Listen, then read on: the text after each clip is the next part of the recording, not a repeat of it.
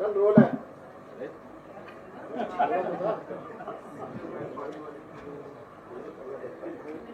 कर सकते हैं।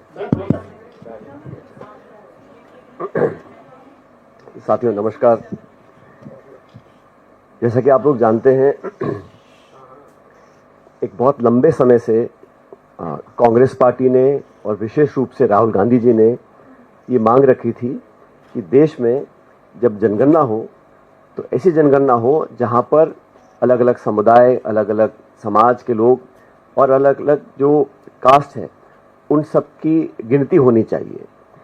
और ये मांग राहुल जी ने सदन के अंदर, सदन के बाहर, अपनी यात्राओं में, अपने पब्लिक मीटिंग्स में बार बार दोहराई।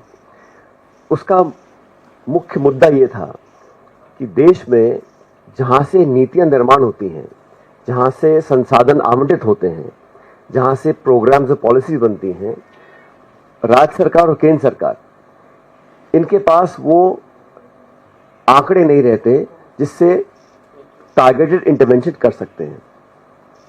और जाति जनगणना का जो इशू था, इसको कांग्रेस पार्टी ने बहुत बढ़ चढ़ के उठाया।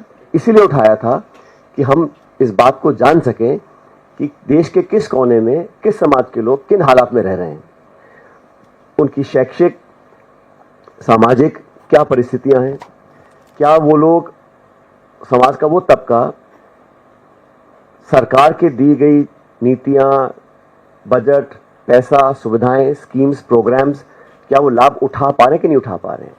तो राहुल जी बोलते थे कि हम देश का एक्सरे चाहते हैं। उसका मुख्य उद्देश्य ये था कि हम लोग देश की वास्तविक स्थिति जान सकें, कितने लोगों की कितनी भागीदारी है, किस हालात में वो रह रहे हैं, कहाँ और काम करने की जरूरत है, कहाँ में सफलता मिली है और कहाँ हम असफल रहे हैं। ये पूरी जानकारी प्राप्त करने के लिए जाति जनगणना बहुत जरूरी थी। और मैं ये बात दोहराना चाहता हूं कि भाजपा की सरकार आज केंद्र में है। भारतीय जनता पार्टी ने और वर्तमान प्रधानमंत्री जी ने कई बार कहा कि जाति जनगणना की जो मांग कर रहे हैं वो अर्बन नक्सली हैं। इस मांग को सिरे से इन्होंने ठुकराया। इस सरकार ने सदन के अंदर जब सवाल पूछा गया तो लिखित जवाब दिया कि हम लोग ऐसा नहीं करना चाहते, ना करना चाहेंगे। तमाम विरोध के बावजूद जब देश में भाजपा और सरकार को लगा कि अब देश जागरूक हो चुका है और हम जो मांग कर रहे हैं वो ऐसी मांग है जिसको अब बहुत दिन तक वो ठुकरा नहीं सकते हैं, तो अचानक सरकार ने जाति जनगणना को स्वीकार किया और हमारी मांग को माना। लेकिन जो नोटिफिकेशन इशू किया है, पहली बात तो किया है 27 के लिए, 2 साल के बाद कोविड का बहाना लेके कई साल तक सेंसस को डिले किया। अब जो कास्ट सेंसस है उसमें भी कहीं ना कहीं मुझे नियत में हम सब लोगों को शक है कि ये सिर्फ बात को टालने के लिए और अपना वादा पूरा ना करने की पूरी भूमिका बांध चुके हैं। सेंसस भारत में बहुत पहले से हो रहा है और जितने बड़े मुल्क हैं दुनिया में उसमें भारत ऐसा देश है जहां पर बहुत अनुभव, बहुत संसाधन और बहुत समझदारी से इस देश में अलग अलग सरकारों ने सेंसस कराया है। लेकिन आप सरकार की नीयत देखिए, जहां पे 8 से 10 हजार करोड़ रुपया खर्च होता है सेंसस करने के लिए, वहां सरकार ने 570 करोड़ रुपए आवंटित किए हैं बजट में।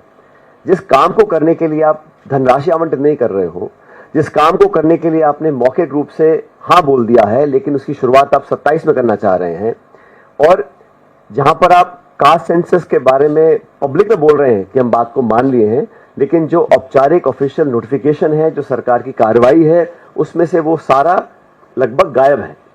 तो हमारी मांग ये है कि सरकार ने बेवजह इतने दिन तक इसको टरकाया, और जब कांग्रेस और राहुल जी और पूरी पार्टी ने कहा कि हमको बहुत जरूरी है और देश में एक जागरूकता आ गई थी कि लोग चाहते थे कि पता पड़े कि कौन कैसे रह रहा है। और मैं दोबारा बोलना चाहता हूं, जाति जनगणना का मतलब यह नहीं है कि हम सिर्फ व्यक्ति की कास्ट जानना चाहते हैं। इसका तात्पर्य यह है कि वो लोग, वो समुदाय देश में किन हालात में आज रह रहे हैं। जब तक हमें वो आंकड़े पता नहीं पड़ेंगे कि कौन कितना पढ़ा लिखा है, सरकारी नौकरी कितनी मिली है, कितना कमाई कर रहे हैं, कितना लाभ उनको मिल रहा है, क्या स्कीम सरकार के वहां पहुंच रही है कि नहीं पहुंच रही है, इस विषय में जो सबसे बेहतरीन काम हुआ है वो तेलंगाना सरकार ने किया है। तेलंगाना सरकार का जो सेंसस है वो बहुत समझदारी से किया गया है, विशेषज्ञों को उसमें ज्वाइन कराया गया है और सरकार ने किसी अधिकारी ने बैठ के नहीं किया है, उन्होंने एनजीओ से प्राइवेट पार्टिसिपेशन कराया है, टेक्निकल लोगों को जोड़ा और एक बहुत विस्तृत जानकारी प्राप्त करने के लिए सेंसस किया है। सेंसस करने का मतलब यह है कि हमें पता पड़े कि हम आने वाले समय में किस प्रकार का अपना प्रोजेक्ट बनाएंगे, बजट देंगे, स्कीम्स और पॉलिसीज बनाएंगे।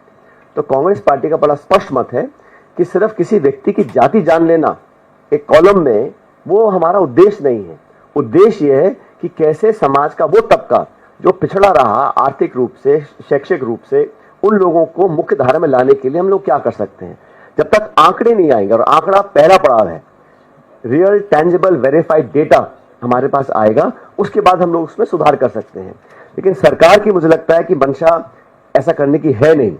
वो कह रहे हैं क्योंकि सदन के अंदर पहले मना कर चुके थे, और पॉलिटिकली तो जैसा मैंने कहा, जब राहुल जी और कांग्रेस पार्टी ने इस मांग को रखा तो उनको अर्बन नक्सली करार किया गया।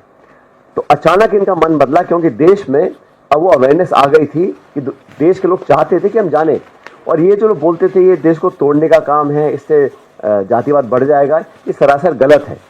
मैं फिर दोहराना चाहता हूँ, तेलंगाना सरकार ने जो सेंसस किया है उसका जो ऑब्जेक्टिव है वो सिर्फ किसी की जाति पूछना नहीं है, वो किन हालात में रह रहे हैं, उनके बच्चे क्या पढ़ रहे हैं, क्या वो खाते हैं, कैसे वो रहते हैं, और क्या उनको आगे मदद करने के लिए हम कर सकते हैं।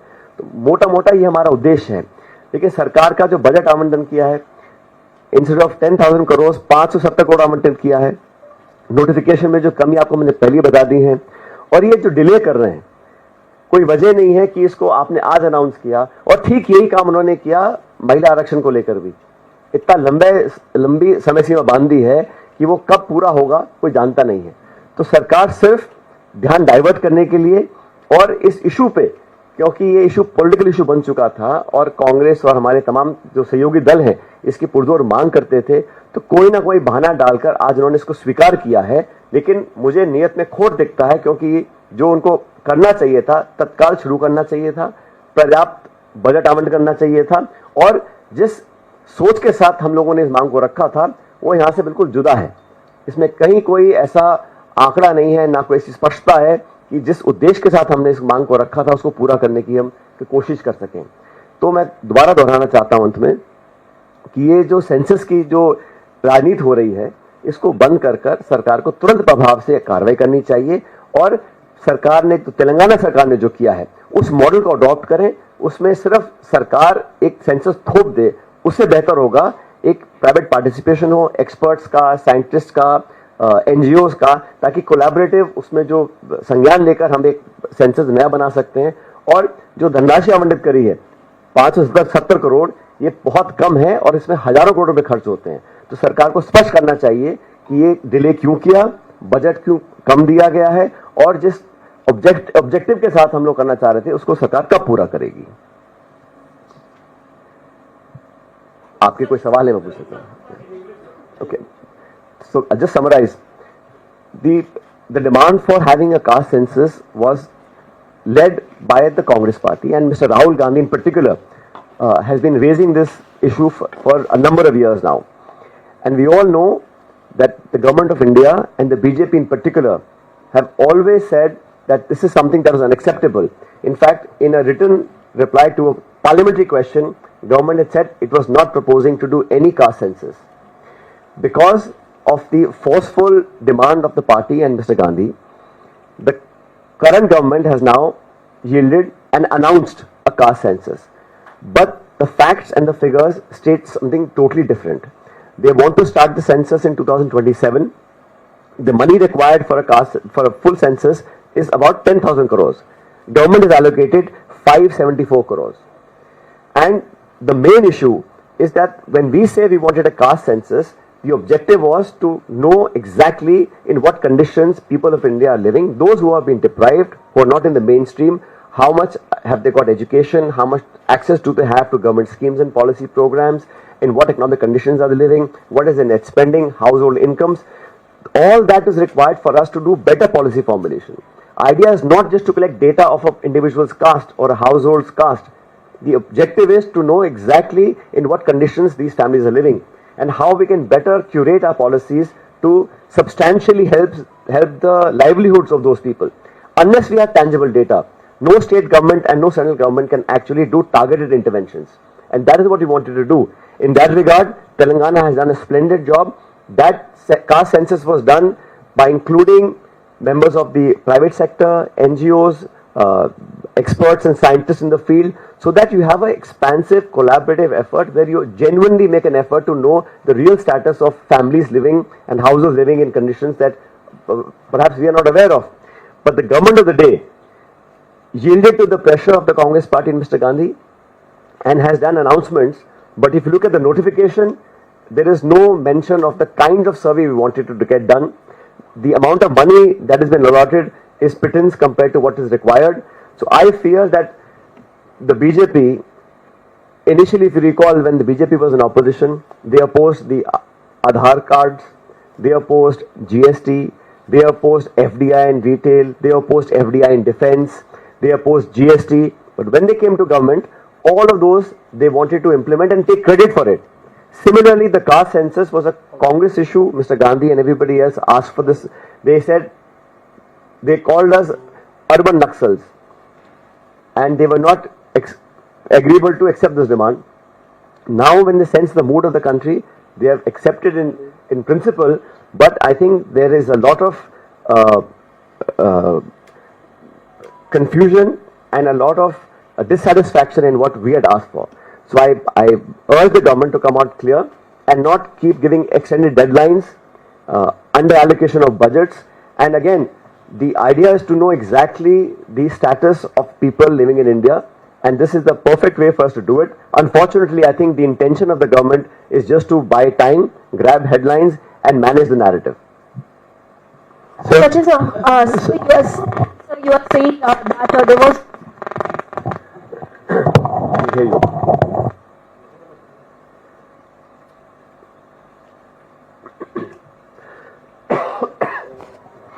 So you were saying that there was no mention of caste in that particular Gazette notification, but soon after that MHA had done a fact check, and they have also stated that earlier also it was being clarified on the part of Home Ministry, and after the meeting of Union Home Minister with the officials, the press statement which was being released, it has been categorically mentioned that caste enumeration will be involved in this census. So the MHA has also said that these are all the misleading claims which are being made on the part of the Congress party. What's your take on it? Well, the amount of money allocated in the current financial year is 574 crores. The actual quantum money required is in thousands of crores. Second, like I mentioned to you earlier, the idea that we have been raising is not just to know the caste of an individual. The idea was to have an expansive, detailed survey of the conditions in which people live, access to education, access to jobs, access to government schemes, and economic situation, social conditions. Those are all things that we need to know to do better policy formulation. The objective of the exercise is not just to get the name and the caste of a person. That I don't think has that much value. Real value is that you understand in what conditions they're living, how much successful the schemes have been so far, are the targeted budgets and policies programs reaching the ones that we're intending for. So that's what Mr. Gandhi says, X-ray of the country. That is what we require to be done. And it requires not just government efforts, it requires participation from NGOs, experts in the field, so that you have, like I said, Telangana government has done a very extensive survey. That should be the model adopted by the government of India. That's what we're seeking.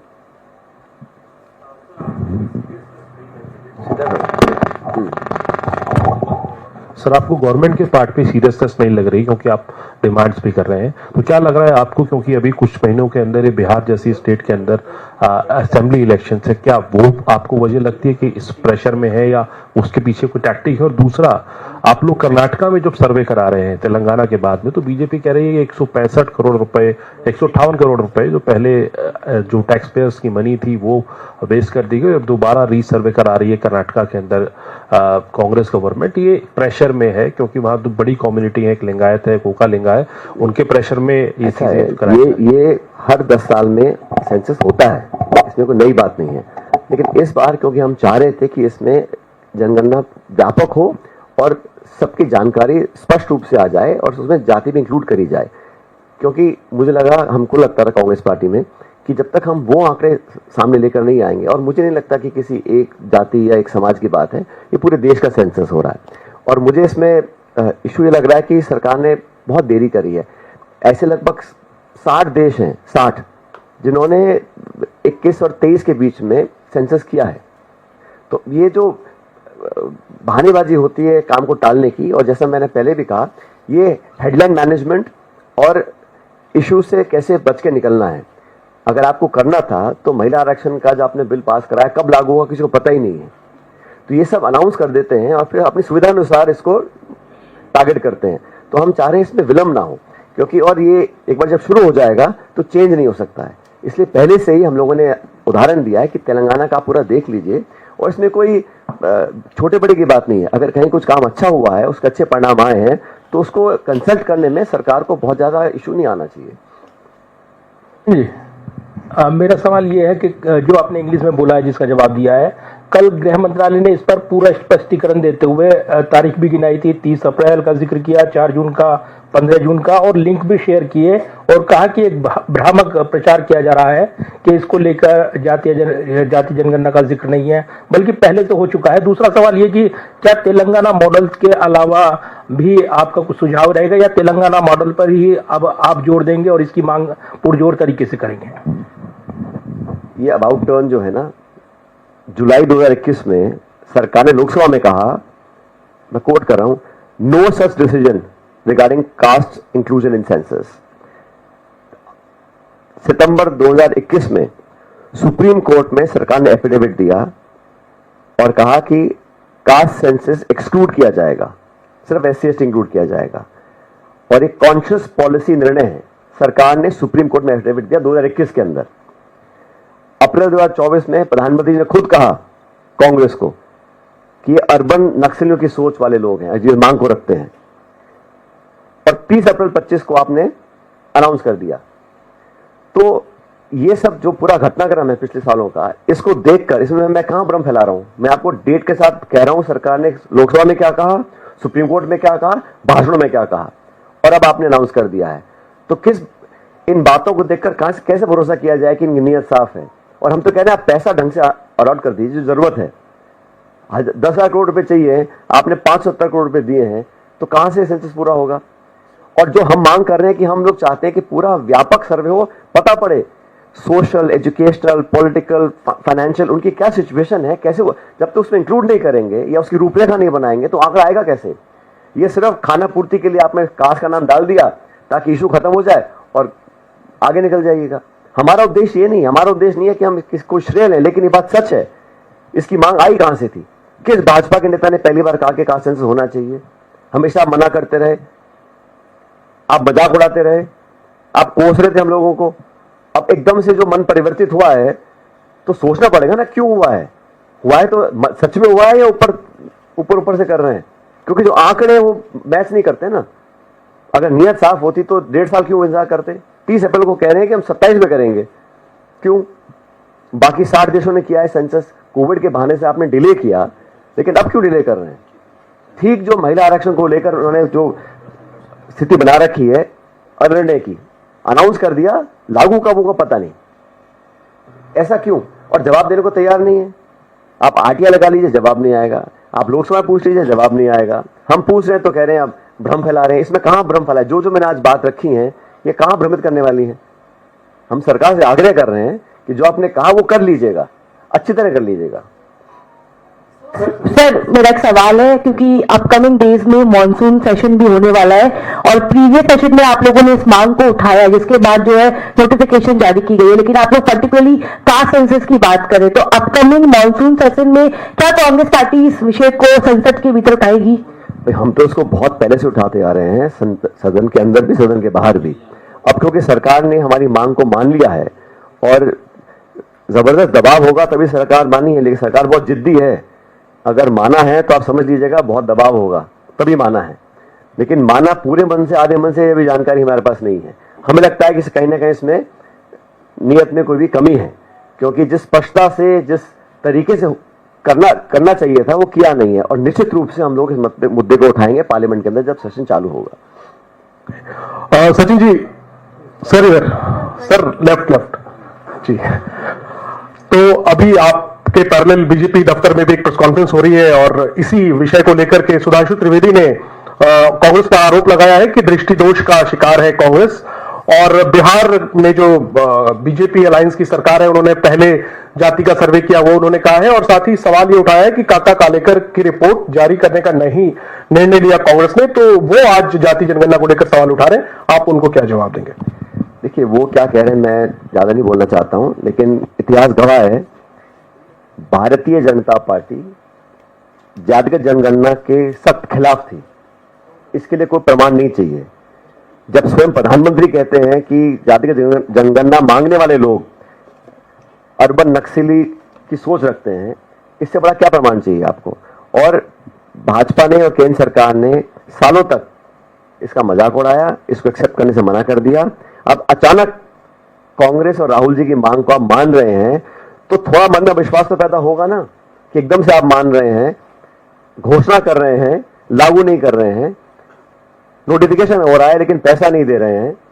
और हमने तथ्य दोहराना चाहता हूं, ये संकीर्ण सोच लेके कि सिर्फ हम किसी व्यक्ति की जाति जानना चाहते हैं, ऐसा नहीं है। उसका पूरा बैकग्राउंड, उसका सामाजिक हालात, उसके आर्थिक हालात, उसके शैक्षिक हालात, जब तक वो नहीं सामने आएंगे तब तक कास्ट जान के आप क्या कर लेंगे? तो ये जो भ्रम फैला रहे हैं कि ये समाज को तोड़ने वाली मांग है, इसमें जातिवाद फैल जाएगा, ऐसा नहीं है। सारे आंकड़े आएंगे तब हम कुछ आगे कर सकते हैं। मेरा सिर्फ इतना कहना है कि भारतीय जनता पार्टी आज क्रेडिट, मैंने आपको उदाहरण दिया ना, आधार का, जीएसटी का, इंडो यूएस न्यूक्लियर डील का, जितने भी हमारे पॉलिसीज थे उनको बहुत विरोध करते थे, और सरकार में आने के बाद सहर्ष उसका पूरा श्रेय लिया, और ये भी यही इसमें करना चाह रहे हैं। कोई दिक्कत नहीं, आपने मांग को माना, बहुत धन्यवाद आपका। लेकिन भ्रमित कर सिर्फ खाना पूर्ति कर पूरा करेंगे तो वो सही नहीं होगा। इस पर तथ्यात्मक कार्रवाई करनी चाहिए, आंकड़ों के साथ आगे बढ़ना चाहिए, पर्याप्त बजट देना चाहिए, और स्पष्ट करना चाहिए कि जो मांग हमने रखी है एक पूरा विस्तृत सामाजिक सर्वे हो ताकि आंकड़े सामने आए। सिर्फ एक कॉलम में जाति लिखने से मैं नहीं समझता हूं कि हमारा जो उद्देश्य पूरा हो सकता है। सचिन जी, क्योंकि बिहार में विधानसभा का चुनाव है, कास्ट सेंसस का मुद्दा कांग्रेस पार्टी ने बड़े जोर शोर से उठाया, आपको लगता है कि क्योंकि सरकार ने ये ऐलान कर दिया है तो ये मुद्दा कहीं ना कहीं छीन लिया कांग्रेस पार्टी से सरकार ने, और क्या महागठबंधन को इसका नुकसान हो सकता है, या कैसे आप देखते हैं? ऐसा जनता सब जान रही है, देश का प्रत्येक नागरिक भी जानता है कि इस मांग को किसने उठाया था और किसके दबाव में केंद्र सरकार झुकी है और क्यों इस मांग को मान लिया गया है। तो मैं नहीं समझता हूं इसमें कोई श्रेय लेने का किसी को हो रहा है, क्योंकि सब जान रहे हैं, ऐसा नहीं कि कोई जानता नहीं है। और मैं देखा पिछले कुछ सालों में जो स्टेटमेंट्स भाजपा के नेताओं ने दिए हैं, स्वयं प्रधानमंत्री जी ने दिए हैं, वो साफ दिखलाता है कि इनका क्या मन था, और अचानक जो हृदय परिवर्तन हुआ है वो किन कारणों से हुआ है। वो सिर्फ और सिर्फ कांग्रेस का दबाव, राहुल जी की तमाम यात्राएं, उनके भाषण और उनका संकल्प सदन के अंदर सदन के बाहर कि हम करवाएंगे, उस दबाव में सरकार ने इसको एक्सेप्ट किया है। लेकिन आधे मन से, मैं आप साफ कहना चाहता हूं कि आधे मन से किया है, सिर्फ खाना पूर्ति कर रहे हैं, और जिस उद्देश्य के साथ हमने इस मांग को रखा था उसको पूरा नहीं करना चाहते।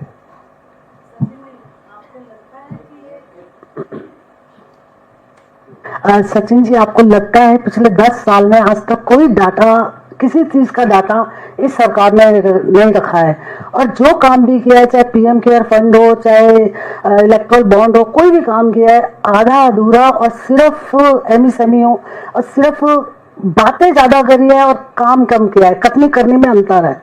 तो आपको लगता है ये ठीक से करा पाएंगे? बजट भी इनका ठीक नहीं है। जो आपने सारे कारण गिनाए हैं मैम, उन्हीं कारणों के बाद हमें लगता है कि इन पे जो एक ओवरसाइट होती है वो रखना बहुत जरूरी है। और ये बात सच है कि सरकार ने तमाम जो संस्थाएं हैं, एनएसएसओ है, बाकी संस्थाएं हैं, काफी आंकड़ों में कंजूसी करते हैं, और पारदर्शिता से जो आंकड़े सामने आने चाहिए उसमें कहीं ना कहीं विश्वसनीयता जो है वो कम हो रही है। और ये मैं विपक्ष में इसलिए नहीं कह रहा हूं, जनता देश विदेश में समझ रही है कि जो आंकड़े हैं उसकी गुणवत्ता, उसकी विश्वसनीयता पर संदेह लोगों को हो रहा है। इसलिए बहुत जरूरी है कि हम लोग सतर्क रहें और हकीकत सामने लेकर आए। और सिर्फ आलोचना करने के लिए विपक्ष में नहीं है, हम जो सकारात्मक सुझाव दे रहे हैं सरकार को बड़ा मन रखकर उनको एक्सेप्ट करना चाहिए। और जैसा मैंने कहा, कई बार हमने मांग रखी थी, आप पार्लियामेंट सेशन बुला लीजिएगा, ऑल पार्टी मीटिंग होती है, पीएम उसमें आते नहीं है, सेशन आप बुला नहीं रहे हैं, जिस मुद्दे को लेकर हमने कहा था। तो ये और आंकड़ों का जो खेल है, पिछले कुछ सालों में जो ट्रांसपेरेंटली होना चाहिए भारत सरकार के माध्यम से, वो नहीं हो रहा है। और जब तक आंकड़े सामने नहीं आते हैं, आप कोई भी ना तो कंस्ट्रक्टिव क्रिटिसिज्म कर सकते हैं, ना आप पॉलिसी इंटरवेंशन कर सकते हैं, ना आप विश्लेषण कर सकते हैं। तो ये सरकार ने समझ लिया है कि जितने कम आंकड़े दो उतनी कम आलोचना हमारी होगी। अच्छा, हेलो हाँ, पायलट साहब, इसमें जब ये ऐलान हुआ उसके बाद सरकारी सूत्रों से पता चल रहा है कि जो नेशनल पॉपुलेशन रजिस्टर है उसको अपडेट नहीं किया जाएगा सेंसस के साथ साथ। और आपको याद है कि एनआरसी को लेके लगातार मोदी सरकार ने वादा भी किया था और एनआरसी लाने की बात हुई थी, जिसको लेके काफी विवाद खड़ा हुआ था। तो एनपीआर को अपडेट ना करना, क्या आपको लगता है कोई एक एग्जिट रूट सरकार एनआरसी से तलाश रही है, क्योंकि काफी विवाद खड़ा हुआ था, मुसलमानों को टारगेट करने की बात हुई थी? मौसमी, जब तक ये बात अधिकृत रूप से सामने नहीं आती मैं कुछ कहना नहीं चाहता हूं, क्योंकि सूत्र क्या कह रहे हैं मुझे पता नहीं। लेकिन सरकार ने जो नोटिफिकेशन इशू किया है उस पर हम चर्चा कर सकते हैं, सरकार ने जो लिखित जवाब पार्लियामेंट में दिया है उस पर चर्चा कर सकते हैं। लेकिन सरकार क्या खबरें लीक कर रही है, क्या नहीं कर रही है, इस पर मैं टिप्पणी नहीं करना चाहता हूं। लेकिन ये बात सच है कि सरकार को जितनी भी संस्थाएं हैं, जितने भी हमारे स्टैटिस्टिकल ऑर्गेनाइजेशंस हैं, गृह मंत्रालय का है, एनएसएसओ है, एनपीआर है, इस सब में पूरी तरह पारदर्शिता रखनी चाहिए, क्योंकि ये सब किसी एक दल, किसी एक सरकार की संपत्ति नहीं है, पूरे देश की संपत्ति है। और हर नागरिक और देश के लोगों को अधिकार है हकीकत जानने का, आंकड़े समझने का। सचिन जी, मैं पूनम हूँ अमर उजाला से। मैं पूछना चाहती हूँ कि आप एक बड़ा विपक्षी दल हैं, मुद्दा भी उठा रहे हैं, तो क्या ये उम्मीद की जानी चाहिए कि निकट भविष्य में कांग्रेस जो रजिस्ट्रार जनरल सेंसस हैं उनके पास बाकायदा ज्ञापन लेकर जाएंगे अपनी बात रखने के लिए? क्योंकि जिस तरह से धन की कमी, ये सब अहम मुद्दे हैं। और ये जो जाति जनगणना का मसला है, ये कह देना और करना दोनों में फर्क भी है, तो लगता है कि आप जाएंगे? आप जो कह रहे हैं मैं बिल्कुल वही कह रहा था, और हम सब काम करेंगे। देखिए, हम विपक्ष में होने का मतलब यह है कि हमें सरकार की जवाबदेही तय करनी है, और सरकार की कथनी करने में जो फर्क आ रहा है उसको हम लोग पूरी ताकत के साथ उसका विरोध करेंगे। लेकिन सरकार का जो रवैया रहा है अब तक, आपने देखा होगा, कोई बहुत सहज नहीं रहा और बहुत अरियल रवैये से सरकार काम करती है, हर जगह हमने देखा है। लेकिन हम लोग भी जनता के साथ रहकर, क्योंकि इस लोकतंत्र में सबसे बड़ा दबाव अगर होता है तो पब्लिक का होता है, जनता का होता है, तो सारी बातें लेके पब्लिक के बीच में जाएंगे और जो इश्यूज हैं वो जनता के दबाव के माध्यम से हम सरकार को हर हाल मजबूर करेंगे कि हमारी बातों को माने। और जो हमारे विकल्प हैं, जैसा भी कहा, सदन के अंदर लोगों से बात करना, उन तमाम रास्तों को हम खुला रखेंगे। जी, इससे अलग एक सवाल है, पूछ सकती हूँ? इस विषय से अलग है। नहीं, आज इसी विषय में बात करते हैं। नहीं, आप ही से जुड़ा हुआ है। नहीं, आज इसी विषय आप पूछ रहे थे।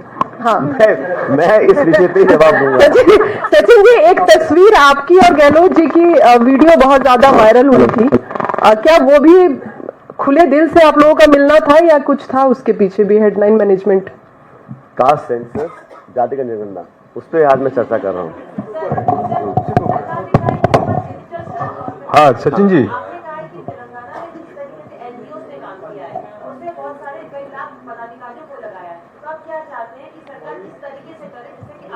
देखिए, सरकार जो भी तरीका अडॉप्ट करे, कंसल्टेटिव हो, लोगों के सुझाव लिए जाएं, और जो अगर बेस्ट प्रैक्टिसेस हमारे सामने आ रही हैं तो उसमें कुछ सुझाव लेने में कोई किसी को आपत्ति नहीं आनी चाहिए। और क्योंकि अब आईटी इनेबल्ड सर्विसेज से अगर हम मदद लेंगे तो कम समय और कम लगेगा, पहले समय ज़्यादा लगता था, लेकिन ये डेटा वेरीफाइबल हो, ऑथेंटिक हो, टेंजिबल हो और उपयोग में लाने लायक हो। और हम सुझाव अगर दे रहे हैं तो सरकार को सुझाव मान लेने चाहिए। और ऐसा नहीं है कि तेलंगाना सरकार ने जो किया है वो छुपा है किसी से, वो पूरा जो क्वेश्चनर है आप उसको देखिए, वो बहुत सोच समझ कर, क्योंकि मैं फिर कहना चाहता हूं, जब क्वेश्चनर या सेंसस के कुछ सवाल बनते हैं तो क्या सवाल का जवाब आ रहा है उतना महत्वपूर्ण होता है क्या सवाल पूछा जा रहा है. तो what is being asked is almost as important as what the question the answer is. तो ये सारी चीजें टेक्निकल और एक कंसेंसस बना के इसको करना चाहिए. लेकिन मैं कह रहा हूं जब आप पैसा नहीं दे रहे हैं, आप 1.5 साल बाद शुरू करने की बात कर रहे हैं, तो कहीं ना कहीं कथनी और करनी में फर्क दिख रहा है मेरे को. तो जी last question. I am Sandeep from Vartaman newspaper. 2 question है. ये आपने बोला कि सरकार ने मन बदल लिया, तो आपके हिसाब से क्यों मन बदल लिया, इसके पीछे कारण क्या है? और सेकेंडली, राहुल गांधी कंटिन्यूअस जो डिमांड कर रहा है वो अभी होने जा रहा है. तो आप सत्ता में थे तो 2010 में जो सेंसस हुआ उसमें कास्ट सेंसस क्यों नहीं हुआ? देखिए, समय के साथ साथ कई सारे इश्यूज आते हैं और अब इतिहास में जाएंगे तो मैं समझता हूँ ये सही नहीं है क्योंकि कब क्या हुआ नहीं हुआ. लेकिन ये मांग राहुल गांधी जी की आज की नहीं है, कई सालों से इसको मांग को उठा रहे हैं और ये पूरी पार्टी ने, वर्किंग कमेटी ने, सब लोगों ने बहुत सोच समझकर इस निर्णय को लिया था. लेकिन आपने जो पहला सवाल कहा कि सरकार ने क्यों मान लिया, इसका जवाब किसी के पास नहीं है. एक दिन अचानक खबर आई कि सरकार ने अपना मन बदल लिया है और वो कास्ट सेंसस कराना चाहती है. तो इसका भी इस पर शोध होना चाहिए कि सरकार ने ऐसा क्यों किया. मुझे लगता है कि पब्लिक की डिमांड और जो हम लोगों ने एक अवेयरनेस पैदा करी पूरे देश में राहुल जी के माध्यम से कि लोग इसको डिमांड करें, इस पर दबाव बनाएं. और अल्टीमेटली मैंने देखा है कि सरकार कोई सी भी हो, लेकिन जो पब्लिक का प्रेशर होता है उस पर लोगों को झुकना पड़ता है. तो कांग्रेस और जनता का जो दबाव था, मुझे लगता है मात्र वो रीजन था, क्योंकि जो पहले जो उन्होंने खंडन किया, मजाक उड़ाया और बिल्कुल सिरे से खारिज कर दिया था इन मांगों को, अचानक जो बदलाव आया है वो कांग्रेस और जनता के दबाव में आया है. Thank you.